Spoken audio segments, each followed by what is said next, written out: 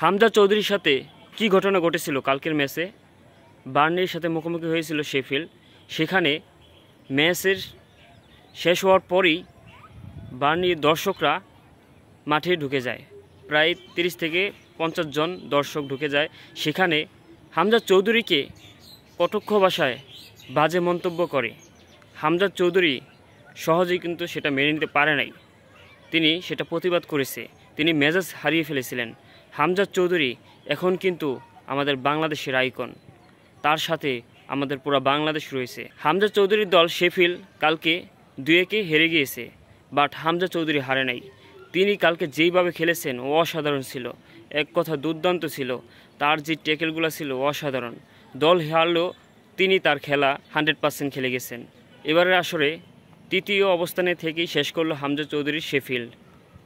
গতকালকে ম্যাচে প্রথমেই 28 মিনিটে গোল দিয়ে দেয় বার্নলি এবং পরে 32 মিনিটে আবারও শেফিল্ড গোল দেয়। তারপর 44 মিনিটে প্লান্টিকে আরেকটি গোল দেয়। হাফ টাইমেই 3টা গোল হয়ে যায়। সেখানে 1 গোলে পিছিয়ে পড়ে শেফিল্ড। বিরতির পরই সে আর গোল হয় নাই, 2-1 হেরে যায় শেফিল্ড। ম্যাচের পরেই এই ঘটনা ঘটে যায়। আপনার শেফিল্ডে হামজা চৌধুরী দারুণ খেলেছিল। তার খেলা দেখে তাদের দর্শকরা অবাক হয়ে গেছে, কারণ হামজা চৌধুরীর কারণ অনেক গোল দিতে পারে নাই বার্নলির স্ট্রাইকাররা।